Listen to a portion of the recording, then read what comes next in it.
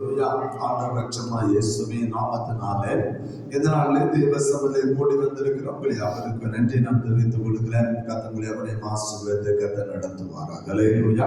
கர்த்தருடைய கிருபை பிரியமானவர்களே, இந்த நாட்கள் முழுக்க நம்மோடு கூட இருக்கிறபடினாலே ஆண்டவருக்கு நன்றி செலுத்துவோம். வர நாட்களின் கிருபைகளை அதிகமாய் தந்து கர்த்தரை நடத்துவாராக.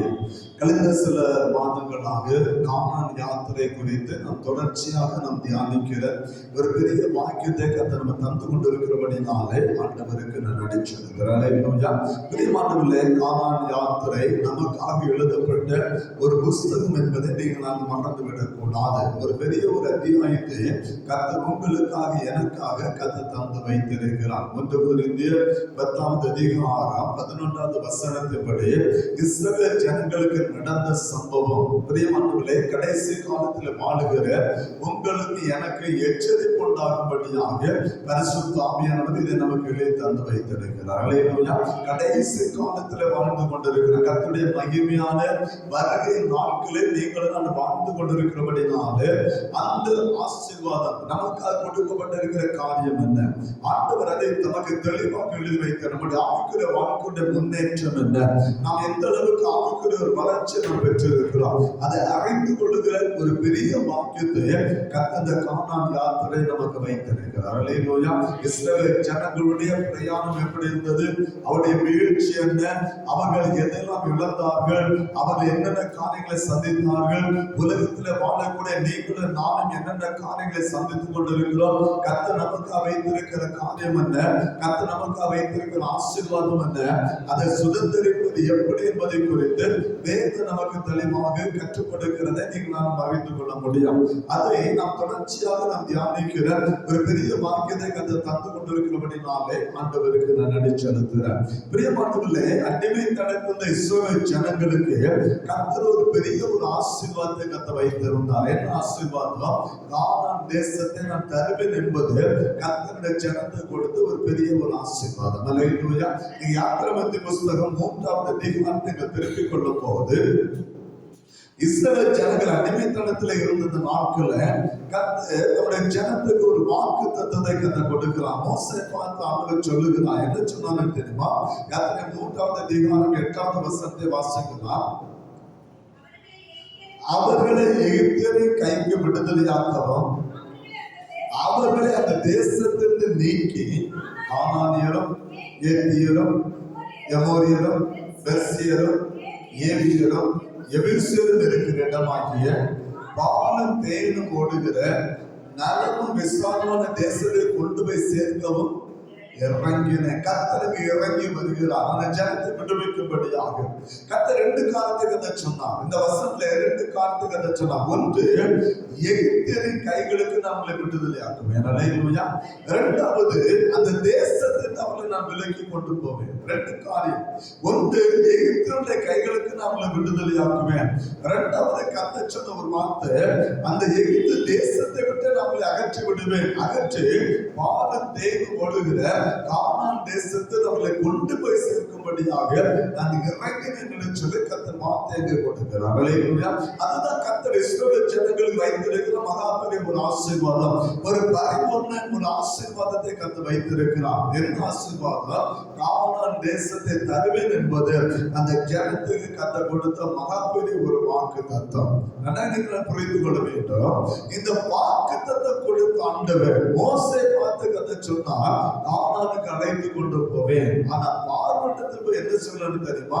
யாத்திராகமம் 8வது அதிகாரம் 1வது வசனத்திலே கர்த்தர் எழுதுகிறார். வாசிக்கலாம். யாத்திராகமம் 8வது அதிகாரம் 1வது வசனம். அப்பொழுது கர்த்தர் மோசேயை நோக்கி, நீ பார்வட்டத்தில் போய் எனக்கு ஆராதனை செய்ய. அங்க என்ன சொன்னாரு? அங்க என்ன சொன்னாரு? எகிப்தியருடைய கைகளுக்கு நம்மளை விடுதலையாக்கி எகிப்து தேசத்தை அவளை நீக்கி கானான் தேசத்தை அவளுக்கு நான் தருவேன் என்று கர்த்தர் வாக்கு கொடுத்தார். அல்லேலூயா. பாலும் தேனும் ஓடுகிற கானான் தேசத்தை அழைத்து கொண்டு போக நான் வந்தேன்னு சொன்னாரு. ஆனா இங்க என்ன சொல்றாரு? என் ஜனம் என்னை ஆராதிக்க வேண்டும். அல்லேலூயா. பார்வோனுக்கு கர்த்தர் சொல்லுகிற வார்த்தை தான், ஜனம் என்னை ஆராதிக்கணும், அந்த ஜனத்தை அனுப்பிவிடு. அப்போ ஆண்டவருக்கு தெளிவாக சொல்லுகிற ஒரு காரியம் என்னன்னா, ஒரு பெரிய ஒரு ஆசீர்வாதத்தை கர்த்தர் வைத்திருக்கிறார். ஒரு பெரிய ஒரு ஆசீர்வாதத்தை கர்த்தர் வைத்திருக்கிறார். அந்த ஆசீர்வாதத்தை சுதந்திரிக்கணும் சொன்னா அதற்கு முன்னால நம்ம செய்ய வேண்டியது கர்த்தருக்கு ஆராதனை. அல்லேலூயா. ஆண்டவருக்கு ஆராதனை செலுத்துற பிள்ளைகளாக நீங்களும் நானும் மாற வேண்டும். அதுதான் கர்த்தர் நமக்காக வைத்திருக்கிற மகா பெரிய ஒரு ஆசீர்வாதம். அப்போ ஆசீர்வாதம் பெரிதல்ல, அது நமக்காக வைக்கப்பட்ட ஒரு காரியம், அது நமக்காக கர்த்தர் வைத்திருக்கிற ஒரு காரியம். ஆனா கர்த்தருக்கு செய்ய வேண்டியது என்ன? ஆராதனை நாம் செலுத்துற பிள்ளைகளாக இருக்கணும். அல்லேலூயா. அப்போ கானானை தருவேன் என்பது கர்த்தர் முதலாக யாருக்கு வாக்குத்தத்தம் பண்ணினார்? கானானை தருவேன் என்று கர்த்தர் முதலாக யாருக்கு வாக்குத்தத்தம் பண்ணினார்? ஆதியாகமம் 12வது அதிகாரம் 1வது வசனத்தை வாசிக்கலாம்.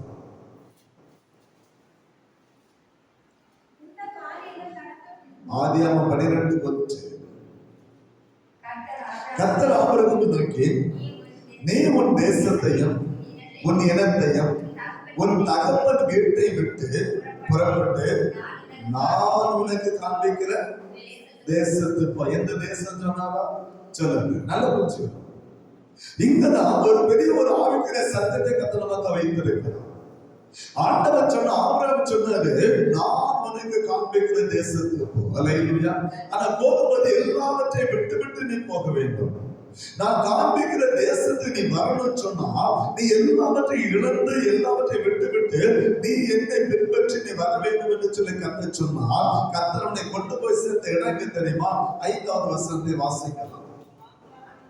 ஆபிரகாம் தன் மனைவியாகிய சாராயையும் தன் சகோதரனுடைய குமாரனாகிய லோத்தையும் தாங்கள் சம்பாதித்திருந்த தங்கள் சம்பாத்தியங்கள் எல்லாவற்றையும் ஆதானிலே சமதித்த ஜனங்களையும் கூட்டிக் கொண்டு கானான் தேசத்துக்கு புறப்பட்டு போய் கானான் தேசத்தில் சேர்ந்தார்கள். அல்லேலூயா. அப்போ முதல்ல கானான் தேசத்தை பார்த்தது யாரு? ஆபிரகாம். அல்லேலூயா. கர்த்தர் சொன்னாரு, நான் காண்பிக்கிற தேசத்தில் நீ போ. நல்ல ஒரு சத்தியத்தை வைத்திருக்கிறார். ஆனால் கர்த்தர் அவனை அழைத்து கொண்டு போனார். எங்கே அழைத்து கொண்டு போனார்? கானான் தேசத்துக்கு ஆண்டவர் அழைத்து கொண்டு போனார். கானான் தேசத்துக்கு அழைத்து போன ஆண்டவர் அந்த தேசத்துல அவனை குடியிருக்க பண்ணினது மாத்திரமல்ல, 7வது வசனத்தை கர்த்தர் சொல்றாரு, உன் சந்ததிக்கு இந்த தேசத்தை நான் கொடுப்பேன் என்று கர்த்தர் வாக்கு கொடுக்கிறார். அல்லேலூயா. அல்லேலூயா. அப்ப சந்ததிக்கு எந்த தேசத்தை கொடுப்பேன்னு சொன்னாரு? கானான் தேசத்தை கொடுப்பேன் என்று கர்த்தர் சொன்னார். அப்ப கானான் தேசத்தை தருவேன் என்பது கர்த்தர் ஆபிரகாமுக்கு கொடுத்த ஒரு வாக்குத்தத்தம். அல்லேலூயா. ஆபிரகாமுக்கு கர்த்தர் சொன்னார், நான் காண்பிக்கிற தேசத்துக்கு அந்த தேசத்தை அவனை தருவேன் என்று கர்த்தர் சொன்னார். அவன் கானான் அவன் புறப்பட்டு போனார். அவன் போகிற தேசம் எப்படிப்பட்டது என்று சொல்லி அவனுக்கு தெரியாது. அவன் போகிற காரியம் என்னவென்று சொல்லி அவனுக்கு தெரியாது. அவன் எல்லாவற்றையும் விட்டு விட்டு கர்த்தரை நம்பி பின்பற்றி போனான். கர்த்தர் பாலும் தேனும் ஓடுகிற ஒரு செழிப்பான ஒரு பரிபூர்ணமான ஒரு தேசத்தில் அவனை அழைத்து கொண்டு போனார். அல்லேலூயா. அல்லேலூயா. ஆண்டவரை பின்பற்றின அவனுக்கு எதிர்பாராத ஒரு பெரிய ஒரு ஆசீர்வாதம் பாலும் தேனும் ஓடுகிற கானான் தேசம். அதுதான் அவரை பின்பற்றுகிற ஜனங்களுக்கு கர்த்தர் வைத்திருக்கிற ஆசீர்வாதம். நம்ம என்னன்னா பின்னால வைத்திருக்கிற ஆசீர்வாதத்தை நம்ம நோக்குவதில்லை. கர்த்தர் நமக்கு வைத்திருக்கிற அதை சுதந்திரத்துக் கொள்வதில்லை. இருக்கிறத வச்சு நம்ம என்ன செய்யறோம்? சந்தோஷப்பட்டு நம்ம போயிட்டே இருக்கிறோம். அல்லேலூயா. ஆனா ஆபிரகாம் கர்த்தர் சொன்ன எல்லாத்தையும் விட்டுட்டு வாழ சொன்னாரு. போனா கர்த்தர் பாலும் தேனும் ஓடுகிறார். இதுவரைக்கும் இல்லாத ஒரு பெரிய ஒரு ஆசீர்வாதத்தை கர்த்தர் அவனுக்காக வைத்திருந்த தேவன் வாக்கு கொடுத்தார். நான் இதை உன் சந்ததிக்கு தருவேன் என்று கர்த்தர் வாக்கு கொடுத்தார். அல்லேலூயா. வாக்கு கொடுத்த ஆண்டவருக்கு அவன் என்ன செய்யறான்னு சொன்னா, அதே வசனத்துல ஒரு பலிபீடத்தை கட்டி கர்த்தருக்கு பலி செலுத்துகிறான். அல்லேலூயா. எங்க சந்ததி அந்த கானான் தேசத்தை சுதந்திரிக்கிற, ஆனா சந்ததிக்கு அவனுக்கு கொடுக்கும் போது அவன் தேசத்தை பலியிடல, ஆனா சந்ததிக்கு தருவேன்னு சொல்லி கர்த்தர் வாக்கு கொடுத்த போது கானான் தேசத்துல கர்த்தருக்கு அவன் பலிபீடத்தை கட்டி கர்த்தருக்கு அவன் பலி செலுத்துற ஒரு காரியத்தை நாம் அறிந்து கொள்ள முடியும். அதனாலதான் தேசத்தை கானான் தேசத்தை சுதந்திரிப்பதற்கு முன்பதாக ஆசீர்வாதத்தை அவருடைய சந்ததிகள் சுதந்திரிப்பதற்கு முன்பதாக கர்த்தருக்கு தேவை என்ன தெரியுமா? ஆராதனை. அல்லேலூயா, ஆராதனை. அதனால்தான் பலிபீடத்தை கட்டி கர்த்தருக்கு ஆராதனை செலுத்துகிறார். என் ஆண்டவருக்கு பலிபீடத்தை கட்டி கர்த்தருக்கு ஆராதனை செலுத்த. இந்த ஞாயிற்றுக்கிழமையில ஒரு காரியத்தை நான் உங்களுக்கு சொன்னேன், பரிசுத்தத்தை குறித்து பேசும்போது சொன்னேன். பலிபீடம் மகா பரிசுத்தமானது, செலுத்தப்படுகிற பலி பரிசுத்தமானது. அல்லேலூயா, அதுதான் வேதம் நம்ம கற்றுக் கொடுக்கிற ஒரு காரியம். பலிபீடம் மகா பரிசுத்தமானது, அது செலுத்தப்படுகிற பலி அது பரிசுத்தமானது. எனவே தான் பிரியமானவர்களே, ஆராதனையோடு சேர்ந்தது பலி என்பதை மறந்து விடக்கூடாது. பலி இல்லாம ஆராதனை கிடையாது, ஆராதனை இல்லாம பலியும் கிடையாது. ரெண்டு இணைக்கப்பட்ட ஒரு காரியம். ஒன்று ஒரு நாள் அதை பிரித்து பார்க்க முடியும். அந்த நாட்களே கர்த்தரை ஆராதிக்கிறவர்கள் ஜனங்கள் அவர்கள் பலி செலுத்தினார்கள். அவர்கள் எருசலேம் தேவாலயத்துக்கு வந்து கர்த்தர் பலி செலுத்தினார்கள். எருசலேம் தேவாலய ஆசரிப்பு கூடாரத்துக்கு முன்னாலே எங்கெல்லாம் பிரயாணம் பண்ணாங்களோ, கர்த்தர் எங்கெல்லாம் கர்த்தர் உட்கார வைத்தார்களோ அங்கெல்லாம் பலிபீடத்தை கட்டி கர்த்தருக்கு ஆராதனை செலுத்தினார்கள். அல்லேலூயா, இன்றைக்கு கர்த்தருடைய பலிபீடம், அந்த பலிபீடத்தை சேர்ந்தது பலி. என்னைக்குள்ள பலி வந்து காணிக்கை என்பதை மறந்து விடக்கூடாது. அல்லேலூயா, ஆராதனை சேர்ந்து கர்த்தருக்கு என்ன செலுத்தணும்? காணிக்கை செலுத்துற பிள்ளைகளாக இருக்கணும். அந்த பலிபீடம் ஒரு நாள் அசுத்தப்படவே கூடாது. அல்லேலூயா, அதுதான் கர்த்தர் விரும்புகிற ஒரு காரியம். ஆனா அந்த பலி என்பது சாதாரண ஒரு காரியம் அல்ல, ஆராதனை என்பது சாதாரண ஒரு காரியம் அல்ல.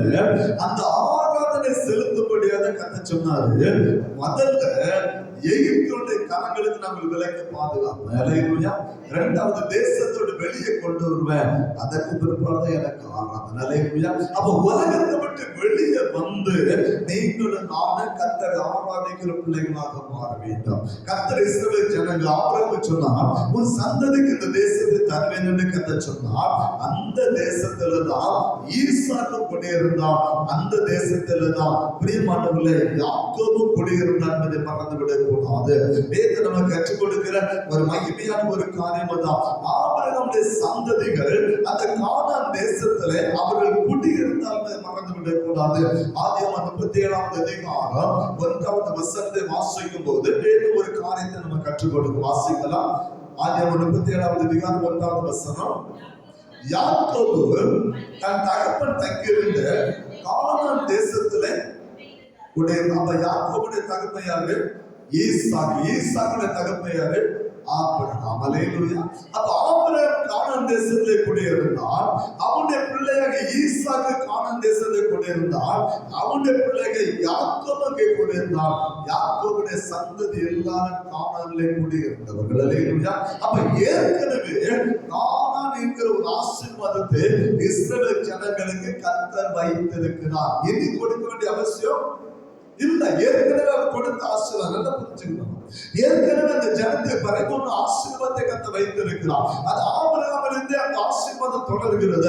ஆபிரகாமிலிருந்து கர்த்தர் அந்த கானான் தேசத்தை அந்த சந்ததி கர்த்தர் கொடுத்து கொண்டே வந்தார். பாலை தேடி ஓடுகிற அந்த கானான் தேசத்தை அந்த சந்ததி அனுபவித்தது.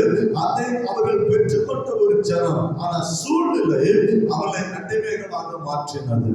அவர்கள் அந்த கானான் தேசத்தை பஞ்சம் உண்டானபடினாலே பஞ்சம் விளைவதற்காக எகிப்து போனாங்க. எகிப்து அவர்களை அடிமைகளாக மாற்றிவிட்டது. அல்லேலூயா, நல்லா புரிஞ்சுக்கிற. அதே போலதான் கர்த்தர் உங்களுக்காக எனக்காக கர்த்தர் ஆசீர்வாதத்தை கர்த்தர் வைத்திருக்கிறார். அல்லேலூயா, எங்க இருக்குது? எபேசியர் 1வது அதிகாரம் 3வது வசனத்தை வாசிக்கலாம். எபேசியர் 1:3 என்ன சொல்லுகிறது?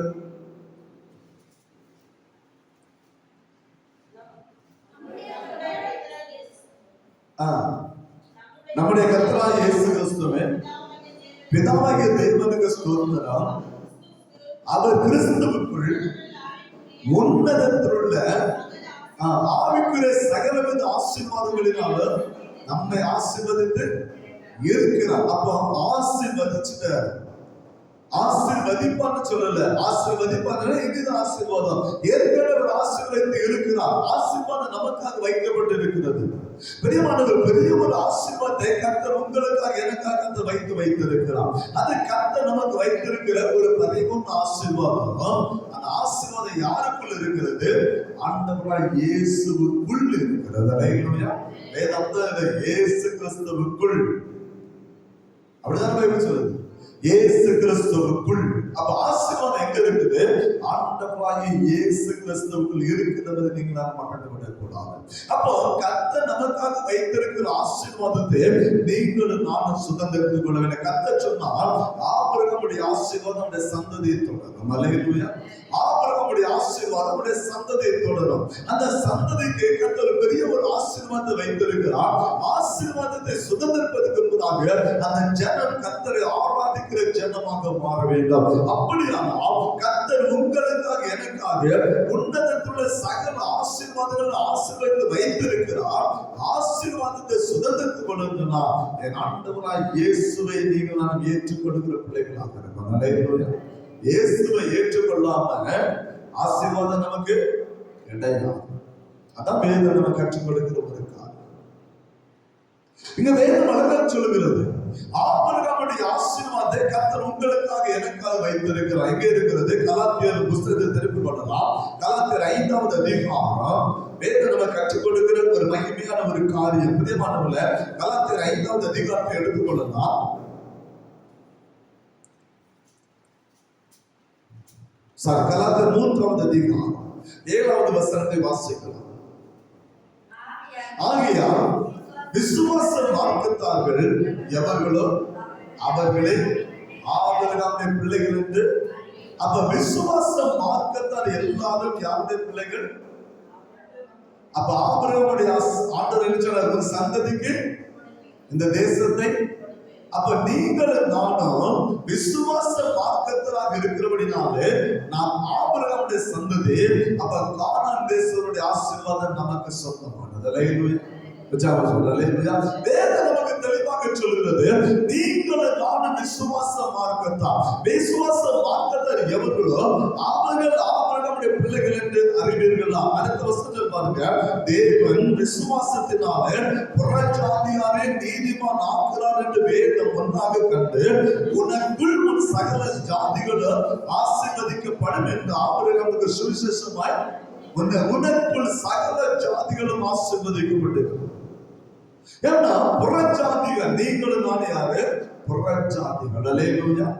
ஆபிரகாமுடைய ஆசீர்வாதம் நமக்கு சொந்தமானது அல்ல. ஆபிரகாமுடைய இஸ்ரவேல் ஜனங்களுடைய ஆசீர்வாதம் நமக்கு சொந்தமானது அல்ல. ஏன்னா ரோமர் 9வது அதிகாரத்துல அதை குறித்து வேதம் நமக்கு தெளிவாக சொல்லுகிற ஒரு காரியத்தை நாம் அறிந்து கொள்ள முடியும். ரோமர் 9வது அதிகாரம் வாசிக்கலாம். 4-5 வசனங்கள் வாசிக்கலாம். அவர்கள் இஸ்ரவேலரே, புத்திர சுவிகாரமும் மகிமையும் உடன்படிக்கைகளும் நியாய பிரமாணமும் தேவ ஆராதனையும் வாக்குத்தத்தங்களும் அவர்களுடையவர்களே, பிதாக்கள் அவருடையவர்களே, மாம்சத்தினுடைய கிறிஸ்துவ அவர்களில் பிறந்தாரு. இவர் என்னென்னைக்கும் ஸ்தோத்தரிக்கப்பட்ட சர்வத்துக்கு மேலான தேவன். அல்லேலூயா. வேதம் சொல்லுது, எல்லாம் இஸ்ரவேல் ஜனங்களுக்குரியது, எல்லாம் அவர்களுக்குரியது, நமக்கு உரியது அல்ல. ஆண்டவராய் இயேசுவும் அந்த ஜனங்களுக்குள்ளே தான் வந்தார். இஸ்ரவேல் ஜனங்களுக்குள்ளே வந்தார். வேதம் நமக்கு தெளிவாக கற்றுக் கொடுக்கிற ஒரு காரியம் தான். யோவான் 1வது அதிகாரத்தில் வேதம் சொல்கிறது, பிரியமானவர்களே, அவர் நமக்கு சொந்தமானதில் வந்தார். அவருக்கு சொந்தமானவர்கள் அவரை என்ன செய்யலாம்? ஏற்றுக்கொள்ளவில்லை என்று வேதம் சொல்கிறது. யோவான் 1வது அதிகாரம் நீங்க 11வது வசனத்தை வாசித்து அறிந்து கொள்ள முடியும். அவர் நமக்கு சொந்தமானதில் வந்தார். அவருக்கு சொந்தமானவர்கள் என்ன செய்யல? ஏற்றுக்கொள்ளவில்லை. எல்லாம் இஸ்ரவேல் ஜனங்களுக்குரியது. இயேசுவும் அந்த சந்ததியிலே வந்தார். இஸ்ரவேல் ஜனங்களுடைய சந்ததியிலே வந்தார். ஆனால் அவருடைய சொந்தமானவர் அவரை ஏற்றுக்கொள்ளவில்லை. அவரை புறம்பாக்கினார், அவரை புறந்தள்ளினார்கள். எனவே ஆண்டவர் என்ன செய்தார் தெரியுமா? அவர் உடனே என்ன செய்தார் சொன்னா, மத்தேயு 3வது அதிகாரத்துல வரும்போது வேதம் நம்ம கற்றுக் கொடுக்கிறது, அவர் புறஜாதியாரை நோக்கி அவர் கடந்து செல்லுகிறார். மத்தேயு 3வது அதிகாரத்துல மத்தேயு 4வது அதிகாரத்துல வேதம் சொல்கிற ஒரு காரியம் 13-14 வசனத்தை வாசிக்கலாம். நாசரத்தை விட்டு, சொந்த தேசத்தை விட்டு, செபுலோன் நப்தலி என்னும் நாடுகளின் எல்லையில் இருக்கும் கடற்கரை அருகான கப்பர்நகமுக்கு வந்து வாசம் பண்ணினார். கடற்கரை அருகிலும் யோர்தானுக்கு அப்புறத்திலும் உள்ள செபுலோன் நாடு, நப்தலி நாடு ஆகிய புறஜாதிகளுடைய கலிலேயாவிலே இருக்கிற ஜனங்கள் பெரிய வெளிச்சத்தை கண்டார்கள். அவர் தமது சொந்தமான ஜனத்தின் நடுவில் வந்தார், இஸ்ரவேல் ஜனங்களுக்குள்ளே வந்தார். அந்த ஜனங்களுக்காக அவர் வந்தார். ஆனால் அவருக்கு சொந்தமானவர்களை ஏற்றுக்கொள்ளாதபடினாலே அவர் தன்னுடைய சொந்த தேசமாக நாசரத்தை விட்டு வெளியேறுகிறார். இஸ்ரவேல் ஜனங்களுடைய அந்த தேசத்தை விட்டு கர்த்தர் வெளியேறுகிறார். வெளியேறி கர்த்தர் போன இடம் என்ன தெரியுமா? புறஜாதியார் வாழக்கூடிய கலிலேயாவுக்கு அவர் கடந்து போனார். புறஜாதியார் அவரை ஏற்றுக்கொண்டார்கள். எனவே தான் இயேசு கிறிஸ்து மூலமாக நீங்களும் நானும் ஆபிரகாமுடைய பிள்ளைகளாய் மாறுகிறோம். அதுதான் கர்த்தர் வைத்திருக்கிற ஆசீர்வாதம். இயேசு இல்லாமல் ஆபிரகாமுடைய ஆசீர்வாதத்தை ஒருவனும் சுதந்திரித்துக் கொள்ள முடியாது. நம்ம நீங்க வாக்குத்தத்தங்கள்லாம் சொல்லி ஜெபம் பண்றோம் இல்லையா? வாக்குத்தத்தங்கள்லாம் சொல்லி என்ன செய்வோம்? ஆண்டவர் அதை சொன்னீங்க, எதை சொல்லி வாக்குத்தத்தம் சொல்லி ஜெபம் பண்றோம். இந்த வாக்குத்தத்தங்களை யாருக்கு சொந்தமானது? இஸ்ரவேல் நமக்கு சொந்தமானது அல்ல. நல்லா புரிஞ்சுக்கணும். அப்ப அந்த வாக்குத்தத்தத்தை நாம் சுதந்திரித்துக் கொடுக்கிறோம் என்று சொன்னால், அந்த வாக்குத்தத்தத்தை நாம் அறிக்கப்பட்டு நாம் ஜெபிக்கிறோம் என்று சொன்னால், அதற்கு சொந்தமானது யார் தெரியுமா? ஆண்டவராகிய இயேசு கிறிஸ்து. அல்லேலூயா. அவர் மூலமாய் அந்த ஆசீர்வாதத்தை நாம் சுதந்திரித்துக் கொடுக்கிறோம். வேதம் சொல்கிறது, அவருக்கு சொந்தமானவர்களை ஏற்றுக்கொள்ளவில்லை, புறஜாதியார் அவரை ஏற்றுக்கொண்டார். எனவே வேதம் சொல்லுது, விசுவாச மார்க்கத்தார் யாவர். அல்லேலூயா. இந்த விசுவாச மார்க்கத்தான யாரு?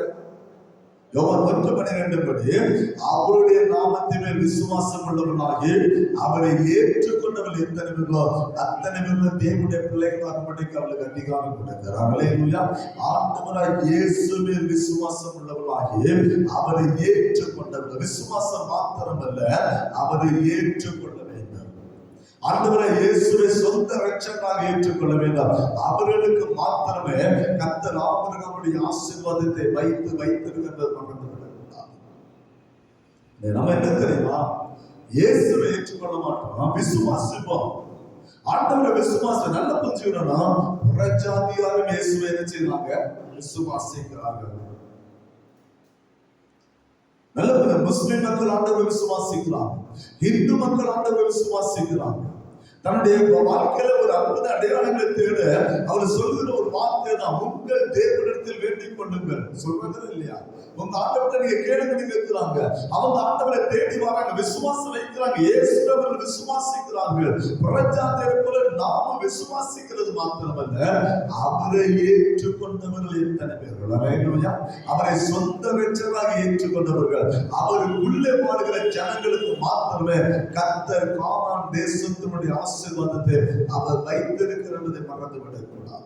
ஏன்னா கலத்தர் 5க்கு வரலாம். வேதம் நமக்கு அதை கற்றுக் கொடுக்கிற ஒரு மகிமையான ஒரு காரியம் தான். கலத்தர் 5வது அதிகாரத்துல ஆண்டவராகிய இயேசு வேதம் சொல்லுகிற சுத்தாவியானவர் தெளிவான ஒரு காரியத்தை கலாத்தியர் 3வது அதிகாரத்தை எழுதி வைத்திருக்கிறார். 14வது வசனத்தை வாசிக்கலாம். ஆபிரகாமுக்கு உண்டான ஆசீர்வாதம் கிறிஸ்து இயேசுவினால் புறஜாதிகளுக்கு வரும்படியாக ஆவி குறித்து சொல்லப்பட்ட வாக்குத்தத்தத்தை நாம் விசுவாசத்தினால் பெறும்படியாக ஆபிரகாமுக்கு உண்டான ஆசீர்வாதம் இயேசு கிறிஸ்துவினாலே புறஜாதியார்கள் நமக்கு வருகிறது. அல்லேலூயா.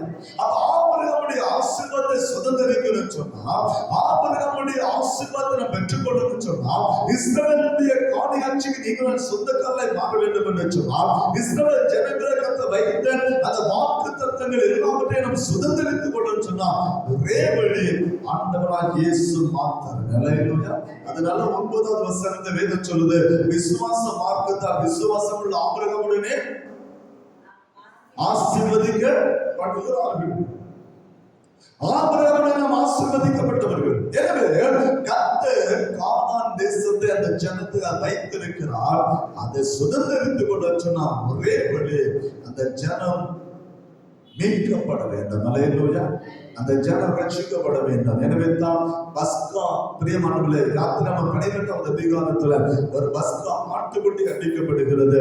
13வது அதிகாரத்துல கர்த்தருடைய சேனை புறப்படுகிறதை நீங்களால் அறிந்து கொள்ள முடியும். யாத்திராகமம் 12வது அதிகாரத்துல ஒரு பஸ்கா ஆட்டுக்குட்டி அடிக்கப்படுகிறது. வேதத்தை நீங்கள் படிக்கும் போது அறிந்து கொள்ள முடியும். 18வது வசனத்தை வாசிப்பது அறிந்து கொள்ள முடியும். ஒரு பஸ்கா அடிக்கப்படுகிறது. அந்த பஸ்கா ஆட்டுக்குட்டினாலே அந்த ஜனம் மீட்கப்படுகிறது.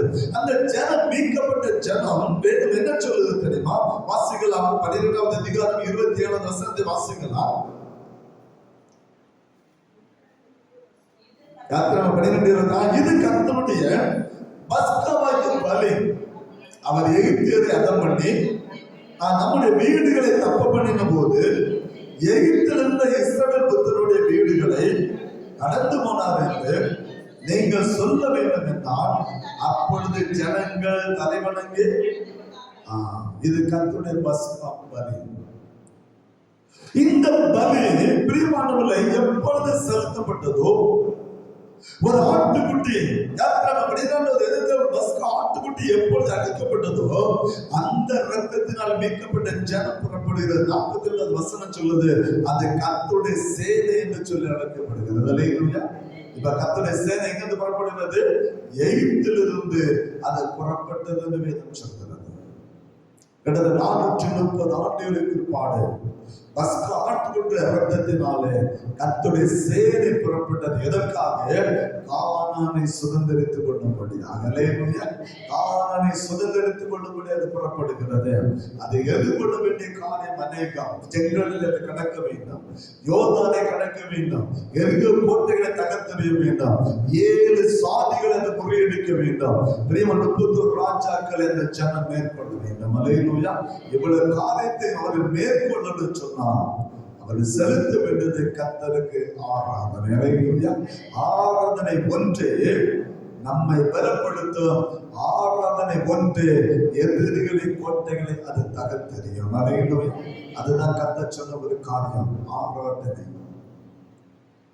அப்ப ஆராதனைக்கு முன்பதாக ஒரு விடுதலை இருக்குது இல்லையா?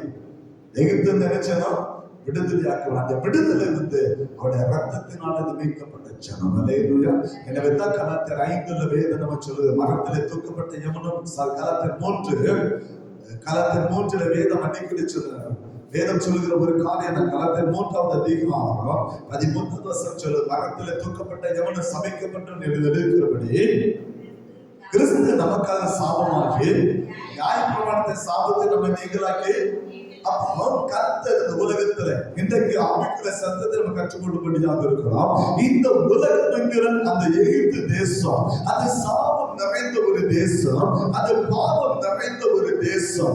எனவே அந்த தேசத்தை ஜனத்தை விடுதலையாக்கப்படும்படியாக ஒரு ஆட்டுக்குட்டி அங்கு எடுக்கப்படுகிறது. அதே போல ஆண்டவராகிய இயேசுவா நீங்கள் நானும் பாவ சாப கட்டுகளை விடுதலையாக்கி ஆபிரகாம் வைத்திருக்கிற அந்த ஆசீர்வாதத்தை சுதந்திரிக்கும்படியாக உங்களுக்காக எனக்காக அவர் பலியானார். அல்லேலூயா.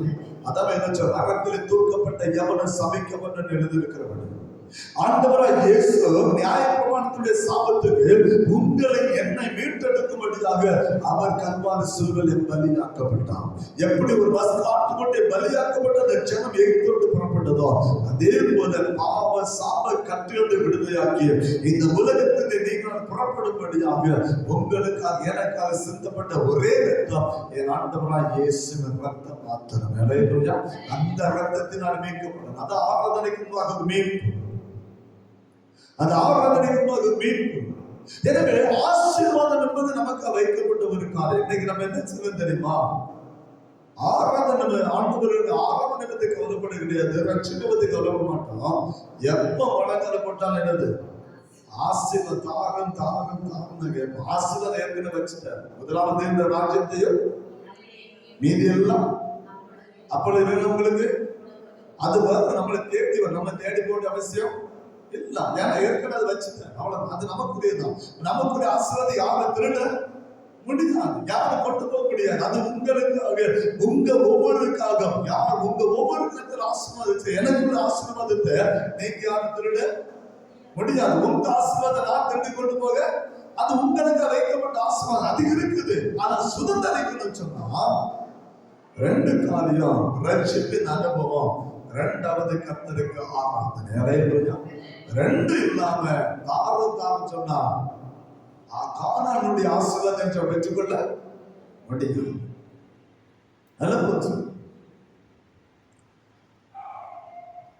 அந்த கானான் தேசத்துடைய ஆபிரகாம் கானான் தேசத்துல போனன்னு சொன்னா அவனுடைய தேசத்தை விட்டு அவன் வெளியே வரணும். ஹல்லேலூயா. அவன் தேசத்தோட வெளியே வராம கானான் அவனுக்கு சொந்தமானது அல்ல. கர்த்தர் வாக்குத்தத்தம் பண்ணி இருந்தாலும், கர்த்தர் அவனை ஆசீர்வதிப்பேன் என்று சொன்னாலும், கர்த்தர் 7 விதமான ஆசீர்வாதம் அவனுக்கு வைத்திருந்த அதை சுதந்திரிக்கணும்னு சொன்னா அவன் எல்லாத்தையும் விட்டு அவனிச்சனும் தேவனை அவன் பின்பற்றுகிற பிள்ளையாக மாறும். ஹல்லேலூயா. அப்பதான் கானான் நம்ம பெற்றுக்கொள்ள முடியும். எல்லாத்தையும் விட்டு அவனுக்கு பின்பற்றினா கானான் நம்ம சுதந்திரத்தில் அவனுக்கு மாத்திரம் இல்ல, அவனுடைய சந்ததிக்கு அது வைக்கப்பட்டிருக்கிறது. அந்த சந்ததி நீங்களும் நானும் என்பதை மறந்து விடக்கூடாது. ஏன்னா வேதம் நமக்கு சொல்லுகிறது, கலாத்தியர் 4வது அதிகாரம் 28வது வசனம் சொல்லுது பாருங்க. கலாத்தியர் 4:28, சகோதரரே நாம் ஈசாக்கை போல வாக்குத்தத்தத்தை, நம்ம யாரை போல? ஈசாக்கு யாருடைய பிள்ளை? ஆபிரகாமுடைய பிள்ளை. ஹல்லேலூயா. அப்ப ஈசாக்கை போல நீங்களும் நானும் வாக்குத்தத்தத்தின் பிள்ளைகளாக இருக்கிறோம். ஹல்லேலூயா. அப்ப ஆபிரகாமுடைய ஆசீர்வாதம் யாருக்கு சொந்தமானது? நமக்கு கர்த்தர் வச்சிருக்கிறாரு. சுதந்திரிக்கிறார். ரெண்டே காரியம். ஒன்று ரட்சிப்பின் அனுபவம். விசுவாசம் மட்டும் போதாது. ஆண்டவர்ல நம்பிக்கை. எல்லாரும் குறைஞ்சாத நம்பிக்கை வச்சுக்கிறாங்க. எல்லாம் நம்புறாங்க. நான் விசுவாசம் ஆண்டவர் நம்புற விசுவாசம் மட்டும் போதாது, அவரை ஏற்றுக்கொள்ளும். அவரை சொந்த ரட்சகர் என்ன சொல்லணும்? ஏற்றுக்கொள்ளணும். அதான் நான் சொன்னார், ஒருவன் என்னை பின்பற்றி வர விரும்பினால் முதல்ல அவன் தன்னை வெறுக்கணும், தனக்குள்ள எல்லாத்தையும் வெறுக்கணும், தன் சிலுவை சுமக்கணும், அவரை பின்பற்றுவனை மாறணும். எல்லாத்தையும் விட்டு அவரை பின்பற்றணும். அதுதான் கர்த்தர் சொன்னாரு, என்ன பின்பற்றணும். அதான் அவரை எல்லாத்தையும் விட்டு தேவனை பின்பற்றினா கர்த்தர் கானானை வைத்திருந்தார். ஹல்லேலூயா. இன்னைக்கு அதான் வேதம் சொல்லுது, இஸ்ரவேல் ஜனங்கள் எகிப்து எல்லாத்தையும் விட்டு எகிப்து விட்டு புறப்பட்டாங்க. ஒரு வஸ்து ஆட்டுடைய ரத்தத்தில் மீட்கப்பட்டவளை புறப்பட்டாங்க. கானான் அவர்களுக்கு முன்பாக இருக்கிறது. ஹல்லேலூயா. சுதந்திரிக்க வேண்டியது அவருடைய கடமை. கர்த்தர் வச்சிருக்கிறார். அதே போல ஆசீர்வாதம் நமக்கு வைத்திருக்கிறார். இயேசு கிறிஸ்துவுக்கு முன்னேற்ற சகல ஆசீர்வாதத்தை வச்சிருக்கிறார். சுதந்திரிக்க வேண்டியது நம்முடைய கடமை. அதை சுதந்திரிக்கணும்னு சொன்னா உங்களுக்காக எனக்காக கர்த்தர் வைத்திருக்கிற அந்த மேன்மை, அந்த ஆசீர்வாதம், அந்த கிருபை, அந்த வரங்கள், அந்த கனிகள் எல்லாமே நாம் சுதந்திரிக்கணும்னா ஆண்டவராய் இயேசுவின் மூலமாக மட்டுமே. அவரை ஏற்றுக்கொண்டு அவரை பின்பற்றும் போது ஆபிரகாமுடைய ஆசீர்வாதத்தை கர்த்தர் நமக்காக வைத்திருக்கிறார். ஹல்லேலூயா. அந்த ஆசீர்வாதத்தை நீங்களான சுதந்திரத்துக் கொள்ளணும். எனவே ஒவ்வொரு நாள் ஆண்டவரே ஆசீர்வாதத்தால் அதற்காக இதைத்தானே கேட்காதீங்க. ரட்சிப்புக்காக தேவ சமத போராடுங்க. பிரியமானவர்களே, ஆண்டவரை ஆராதிக்க கற்றுக்கொள்ளுங்க. ஆசீர்வாதம் உங்களை தேடி வரும். ஹல்லேலூயா. அதை தேடி நீங்க போக வேண்டிய அவசியம் இல்ல. அது உங்களை தேடி வரும். கத்து கொண்டு வருவா, கத்து தருவா. அது நமக்கு அமைக்கப்படாது, யாரும் எடுத்துக்கொள்ள முடியாது. ஆனா செய்ய வேண்டிய காரியம் ரட்சிப்பு ஆராதனை. ஹல்லேலூயா. அந்த ரத்தத்துல மீட்கப்பட்டிருக்கான கர்த்தரை ஆராதிக்கலாம். ஆனா இந்த ரெண்டு தான் வரப்போகிற பாடுகளுக்குள்ளே நம்ம பலப்படுத்தும். ஹல்லேலூயா. நம்ம அடிமையானவர்கள் இல்ல. வேதம் சொல்ல கலாத்தியர் பிரியமானவர்களே 4வது அதிகாரத்துல கலாத்தியர் புத்தகத்தில் அநேக விதமான காரியங்கள் பவுல் எழுதி வைத்தார். கலாத்தியர் 4:31 சொல்றாங்க, இப்படி இருக்க சகோதரரே, நாம் அடிமையானவர்களுக்கு பிள்ளைகளாக இல்லாமல் சுயாதீனம் உள்ளவர்களுக்கு, நம்ம விடுதலை ஆக்கப்பட்டவர்களுக்கு பிள்ளைகளாக இருக்கிறோம். ஆனா என்ன செய்யறோம்? இன்றைக்கு அடிமை பிள்ளைகளா தான் இருக்கிறோம். வெளியே என்ன செய்யல? நம்ம அடிமைக்கு பிள்ளைகள் இல்ல. அடிமையானவர்களாக ஆகாரத்துக்கு நம்ம பிள்ளைகள் இல்ல. சுவாதீனம் உள்ளவர்களாகிய சாராளுக்கு நீங்களான பிள்ளைகள். ஹல்லேலூயா. இந்த பாக்கியம் யாரால கிடைக்கிறது? அவருடைய ரத்தத்தினால நமக்கு கிடைக்கிற ஒரு பெரிய ஒரு பாக்கியம். புறஜாதியர் நமக்கு கிடைக்கிற ஒரு பெரிய பாக்கியம். அந்த பாக்கியத்தை சுதந்திரித்துக் கொள்ள சொன்னா இயேசுவை ஏற்றுக்கொள்ள, ரத்தத்தினால மீட்கப்பட்ட ஜனமாய் மாறும். ரத்தத்தினால பரிசுத்தமாக்கப்பட்ட ஜனமாய் நீங்கள் மாறும். இரண்டாவது கர்த்தருக்கு ஆராதனை செலுத்துங்க. வீட்டுல இருக்குமா நீங்க ஜெபம் பண்ணுவீங்க, செய்வதை காரணம் முதல்ல கர்த்தரை ஆராதிக்க இடம் கொடுங்க. ஏன்னா ஆராதனையும் வேத தியானமும் ரெண்டு தராசு. தராசு வைக்கப்பட்ட ரெண்டு தட்டு. தராசுல வைக்கப்பட்ட ரெண்டு தட்டு. ஒன்று ஆராதனை, இன்னொன்று வேதம். அல்லேலூயா. நல்ல புரிஞ்சுங்க. ஒன்று ஆராதனை, ஒன்று வேதம். நீங்க ஜெபம் பண்ணும்போது வேதத்தை அரை மணி நேரம் வாசிக்கிறீங்கன்னா அரை மணி நேரம் என்ன சொல்ல கர்த்தரை ஆராதனை. ஒரு மணி நேரம் வேத வாசிக்கிறா, ஒரு மணி நேரம் கர்த்தரை. ரெண்டு பேலன்ஸ் இருக்கும். ஆராதனையும் வேத தியானமும் ஒரே பேலன்ஸ்ல இருக்குமானால் நம்முடைய வாழ்க்கை ஆசீர்வதிக்கப்பட்ட ஒரு வாழ்க்கையாக இருக்கும். ஆனா நடக்கிறது தெரியுமா? நீ ஒரு கூட்டத்துக்கு போங்க, எங்கேயும் போங்க, ஆராதனை ஒரு 5 நிமிஷம் ஒரு 2 நிமிஷம் தான் கொடுப்பாங்க. ஆனா மீதி எல்லாம் நடக்கும். மீதி எல்லாம் நடக்கும். நான் பழைய சிஸ்டத்துல நான் ஒரு வார்த்தை கேட்டிருக்கேன். என்ன வார்த்தை? 10 இருந்து 11 மணி வரை என்ன நடக்குதுன்னு கேட்கிறேன்.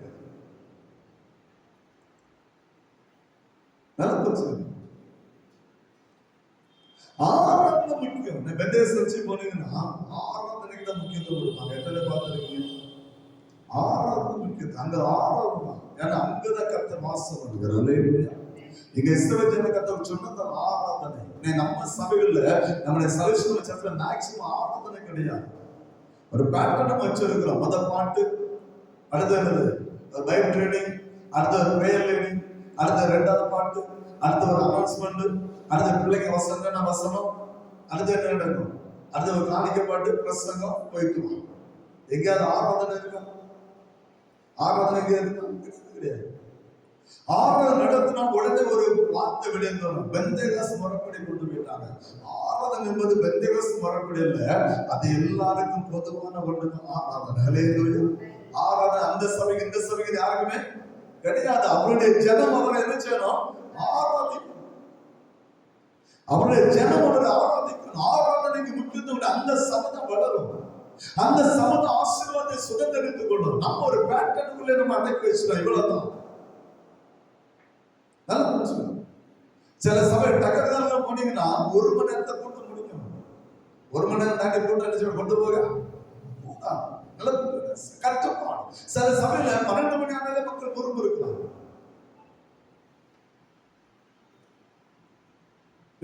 நம்ம ஆண்டவர் கொடுக்கிற முக்கியத்துவம் என்ன? அவருடைய ஆராதனை கொடுக்கிற முக்கியத்துவம் என்ன? கர்த்தர் நமக்கு ஒரு பெரிய ஒரு ஆசீர்வாதத்தை வச்சிருக்கிறாங்க. அந்த சுதந்திரம் கர்த்தருக்கு தேவை ஆராதனை. ஹல்லேலூயா. சபை கர்த்தரை ஆராதிக்கிற சபையாக மாறணும். என் ஆண்டவராகிய இயேசு சமாரிய ஸ்திரியை பார்த்து சொன்னார், கர்த்தரை தொழுது கொள்ளுகிற, கர்த்தரை ஆராதிக்கிறவர்கள் ஆவியோடு உண்மையோடும் அவரை ஆராதிக்கணும்னு கர்த்தர் சொன்னார். அவர் ஆராதிக்கணும். இயேசு கற்றுக்காக தொழுது கொள்ளணும். அவர் ஆராதிக்கணும். ஆவியோடு உண்மையோடு கர்த்தர் ஆராதிக்கணும். ஆராதனை பொதுவானது. அது எந்த சமயம் அதை சுதந்திரித்துக் கொள்ள முடியாது. அது ரட்சிக்கப்பட்ட ஜனங்களுக்கு அந்த கொடுத்திருக்கிற ஒரு மகிமையான ஒரு ஆசீர்வாதம். அந்த ஆராதனை நீங்க செலுத்த கர்த்தர் எந்த அளவுக்கு நீங்க ஆராதிக்கிறீங்களோ அந்த அளவுக்கு உங்க வாழ்க்கையில் ஒரு விடுதலை நீங்க சுதந்திரித்துக் கொள்ள முடியும். அல்லேலூயா. அந்த அளவுக்கு ஆசீர்வாதத்தை சுதந்திரித்துக் கொள்ள முடியும். அதான் வேதத்துல சொல்லுகிற ஒரு காரியம். இன்னைக்கு வேதத்தை தியானிக்கலாம். 1 மணி நேரம் நம்ம ஞாயிற்றுக்கிழமை வேதத்தை தியானிக்கிறோம். ஆனா ஆராதனை நமக்கு இல்லை.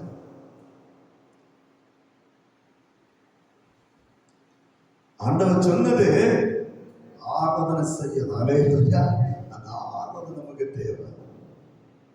அந்த ரட்சிப்பின் அனுபவத்தோடு, அந்த பரிசுத்த உள்ளத்தோடு கர்த்தரை ஆராதிக்க ஆரம்பிக்கும் போது அவர் துதிகளை மணி நடுவில் வாசம் உள்ள தெய்வம் அந்த இடத்தை தன்னுடைய மகிமையினால் கர்த்தர் நிரப்புவார். அந்த மகிமையோடு சேர்ந்து கர்த்தருடைய வேதத்தை தியானிக்கும் போது அது நமக்கு பரிபூர்ண ஆசீர்வாதமாக இருக்கு. அல்லேலூயா. அதுதான் கர்த்தர் கானானுடைய ஆசீர்வாதம் வைத்திருக்கிற பெரிய பாக்கியம். அதை சுதந்திரித்துக் கொள்ள வேண்டும். அதை பெற்றுக்கொள்ள வேண்டும். எனவே பிரியமானவர்களே, நீங்க செய்ய வேண்டிய ஒரே ஒரு காரியம், ஆசீர்வாதத்தை தேடாதீங்க, அது உங்களை தேடி வரும். நீங்க செய்ய வேண்டிய 2 காரியம், ரட்சிப்பின் அனுபவம், கர்த்தருக்கு ஆராதனை. அல்லேலூயா. 2 நீங்க செய்ய, ரட்சிப்பின் அனுபவத்தோடு கர்த்தர் ஆராதிப்புன்னு சொன்னா ஆசீர்வாதம் உங்களை தேடி வரும். கர்த்தர் உங்களை தேடி வருவார். உங்களுக்கு என்னது தேவைன்னு அவருக்கு தெரியும். நம்முடைய தேவை என்னதுன்னு அவர் ஆண்டவருக்கு தெரியும். சகலத்தை மத்தியநிதி காலத்துல அவன் நேர்த்திய செய்கிற தேவை. நம்முடைய தேவை எப்பொழுதோ அப்பொழுது நம்ம தேவை சந்திப்பார். செய்ய வேண்டிய ஒரு காரியம் ஆராதனை. அந்த ஆராதனைக்கு நம்மை அர்ப்பணித்தவர்களை நம்ம கடந்து செல்வோம். கர்த்தர் காணாண்டே சொல்லி ஆசீர்வாதத்தை தந்து வழி நடத்துவாராக. ஆமென். ஜெபம் செய்வோம்.